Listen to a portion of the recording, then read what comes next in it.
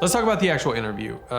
We talked about this before. I think that you are having a conversation. The interview is a conversation that you are guiding. Now, the way that I do it is before the interview, I've got my notebook, and I've had a couple of conversations with Lee, and so in my notebook the night before, I just write down kind of the story structure. I talk to Gary and Chris, like what's the order of everything that we want to talk about. Okay, that's great. And then based off that, then I take a couple of pages and I will write out the questions that I want to ask Lee. All right. The first thing I'm thinking about is covering all the details of the story, right? I mean, it's a story. A story has events that occur in some sort of chronological order. Whether we're going to edit the story in a linear form or not, that doesn't matter to me. I'm just going to do it in a linear way. All right. So I'm going to start at the very beginning. If you watch the behind the scenes stuff, you can tell that I ask Lee about what it was like to be called to ministry, and then we go all the way till today. So we're going in chronological order. There's a couple of things to know and realize about these questions. Number one, they're not really questions, actually. They're kind of conversation starters. So I'm not just like, when did you get called to ministry? The reason I don't ask it like that is because I'm not looking for a specific detail. I'm kind of looking for him to talk about the whole experience. So instead, in my notebook, I wrote down, talk to me about when you were called into ministry. Or I'll just say, Lee, you and I have had pretty extensive conversations about a summer camp that you went to when you were a teenager, and you feel like that's the moment you were called to ministry. Let's talk about it. So if you look at my notebook, you're going to see there's a lot of, let's talk about it. Talk to me about this. Talk to me about that. That gives him permission to answer more than just the question. If I say, when did you get called to ministry? He's just going to say, I was 17 years old. And I don't want that. I want him to speak from his heart. It's a conversation. Think of it like a regular conversation that you'll have with anybody else. This one just happens to be on camera. So that's the first thing to think about. The second thing is, in these questions, I like to think of two things. Detail, all right? A story has a detail in it. This is a thing that happened. And a reflection, okay? This is the emotion. Now, call it whatever you want, emotion, feelings, thoughts, whatever. For me, it's reflection. Detail and reflection. So I say to Lee, hey, Lee, talk to me about what it was like when Shannon found out you were having an affair. That's a detail. That's a thing that happened, an event. Talk to me about that. And then afterwards, if he hasn't really gotten into the way he felt, I'll say, how did that feel? What were you thinking? We got to remember that a story, it's got a series of events, but the thing that connects us to stories that we hear is the way that someone feels. Here's the deal. I've never had an affair. Lee has. Lee's also felt hopeless. I felt hopeless. I can connect to that feeling. And that's what we're after, because when people watch the story, yes, you want to celebrate. You want them to celebrate what God has done in Lee's life. God, you're awesome. You forgave Lee. You brought him out of this terrible situation. He has his family still together. God, we worship you for that. And that's awesome. But what I don't want to happen, I don't want the audience to say, however, I can't connect with Lee's story because I've not been in that situation. While they maybe never had an affair, everyone has felt the moment of loneliness. When Lee said in the interview, I felt lonely, I thought about a time I felt lonely. And so that's why it's so important to give the editor that information, to give him that stuff through the interview. The way that you do that is by going through detail and do a reflection. Detail, reflection, detail, how did you feel? That's what you're going to do. Now, through that, especially in the reflection part, you're going to have moments, most likely, not every time, but most likely, you're going to have moments of emotion. Okay, we had several with Lee where Lee began to cry. And those moments can feel awkward. And as you do it more, they won't feel as awkward. But when you get started, somebody sitting across from you crying has the tendency to feel awkward. You want to embrace those moments, and here's why, and then I'll tell you how to do it.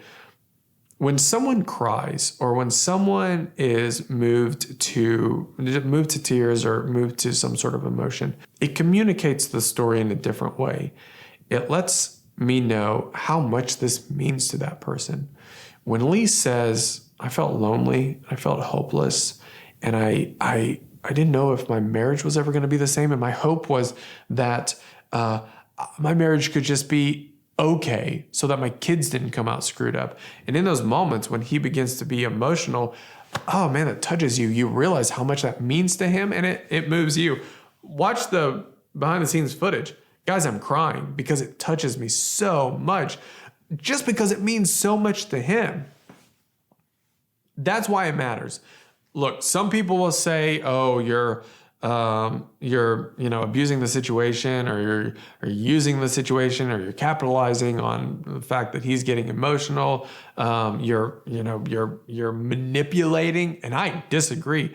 I think that allowing Lee to have that moment on camera connects with people in your audience, and it connects with another guy who maybe just had an affair or is going through a situation like that, or somebody who feels hopeless, and it allows him to know, man, that guy, he went through this situation, he came out on the other side, I can do it too. It just connects people. It lets us know that we're not alone.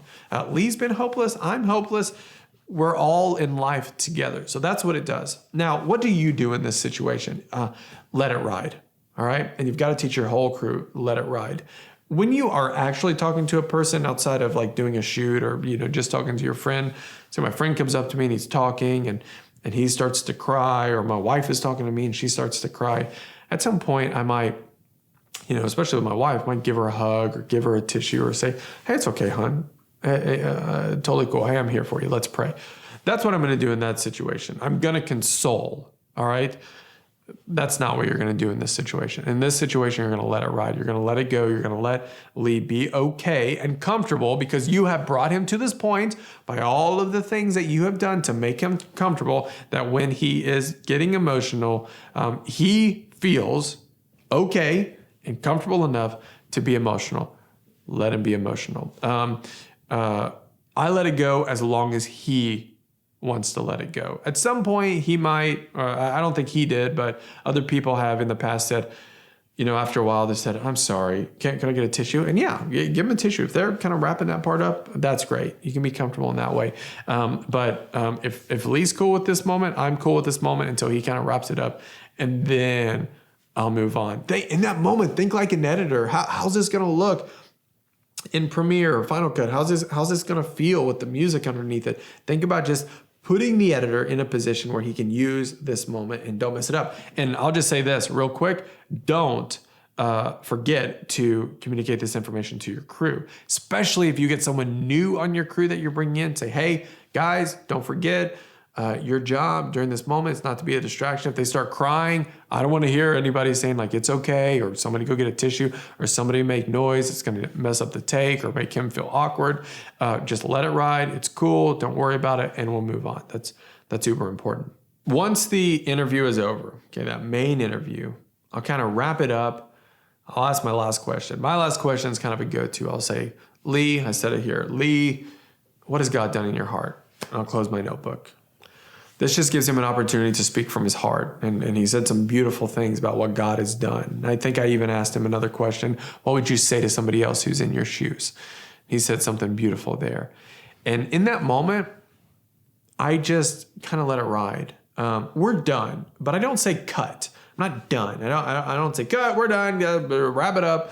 And here's why. I am going to keep the cameras rolling. I want to kind of finish the interview with maybe hearing a little bit more from Lee's heart. And if he assumes the cameras are done or just forgets that they're still rolling, he might kind of relax a little bit. Now, Lee does a pretty good job on camera. He does a really good job on camera, actually, but there's going to be a lot of people who are just kind of a little stiffer. And so use this to your advantage, where you just close your notebook, wrap it up, and just say, man, isn't it awesome what God's done in your heart? Man, that's so cool. That's so cool. And typically that person will say, I was thinking about my story this week, and so reminded me of this, or I thought of this, that sort of thing. And very often there's going to be a piece in there that you can use, especially to be able to use at the end of your edit. So, use that to your advantage. Now, you're done with that, and once you say, okay, if you want to get a drink of water, it's been a long time, probably feel a little drained, if you need to use the restroom, that whole thing, hey, everybody, let's take a break, quick 5-10 minute break. I'll just say, Lee, here's what I'm going to do. I'm going to go in the other room, and I'm going to talk to Gary. We're going to have a conversation about the things that we like, the things that we miss, that sort of thing. And so you can watch it in the behind the scenes footage that Gary and I talk about it. It's a wonderful thing to be able to have another set of ears on set because for me, Gary caught a few things that I didn't really catch about the way that we talked about the affair that potentially could be really good, like really, really important in the edit. And so us having that conversation is pretty vital. Now, I realize not everybody's got another person on set to have that conversation with, but if you do, or you can just bring somebody on set who has a good ear and who's honest with you, I would encourage it. It's a great way to grow people, but it's a great thing for your edit. Bring that person in, and then you have that conversation right there. So Gary and I have a conversation, and I say, Lee, we're gonna talk for about 15 minutes. I'm gonna ask you a few questions. You can do a couple of things here. One, you can just cover a few details. Hey, the way you said this about the mountain trip didn't really work.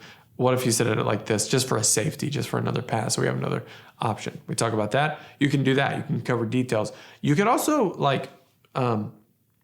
create statements for him. So it's regularly that I'll say, hey, could you say I was 27 when I became a senior pastor for the very first time?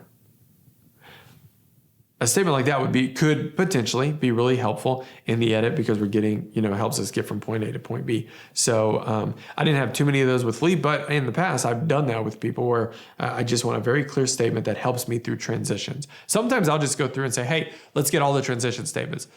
How old were you when this thing happened to you? How old were you when this thing happened to you? I've found that I like ages better than years. It helps me kind of stay on task. So we'll do that. We'll answer those questions and have those little statements. From there, we'll cut. And, I just remembering that I have a relationship with this person, I'll say, how you feel, man? How was this experience for you? And I think Lee said, it's good. I can tell that Lee's a little drained. And I'll say, man, I'm so thankful that you would do this. Hey, everybody, that's it. That's a wrap. All right, let's get up and let's kind of wrap it up. All right. And so crew starts to kind of tear down and shut off the cameras. We're done. My job from there is to kind of walk Lee out, to talk to him in the front yard for a few minutes, just saying how good it is, how thankful I am to be a part of this. And then I do something that's really important. I say, hey, Lee, before we show this to anyone, we're showing it to you. And so give us a couple of weeks and I'm going to text you and say, hey, you want to come watch it with us? And that's really, really important and really cool. It's a really cool experience. We're going to sit down in a couple of weeks with Lee and all watch it together, get to celebrate that moment together and allow Lee to have input. If there's a part of his story that he is not a fan of, we're going to talk about adjusting it. And most of the time, people are just like, you did such a good job. Your people are going to be like, I don't know how you made me look so good. How did you take all that and make it into a cohesive story? Most of the time, that's what's going to happen. But you got to be prepared. Lee might say, hey, you know what? Maybe Shannon isn't comfortable with this one part, or I don't like the way that I said this. What do you think about us adjusting that? And if he asks for that, this is a relationship. We're not making the rules. We are considering and working with him to adjust that part. Once you communicate the information about when he's going to watch it, you're done. He's on his way home. You've wrapped. The interview is over.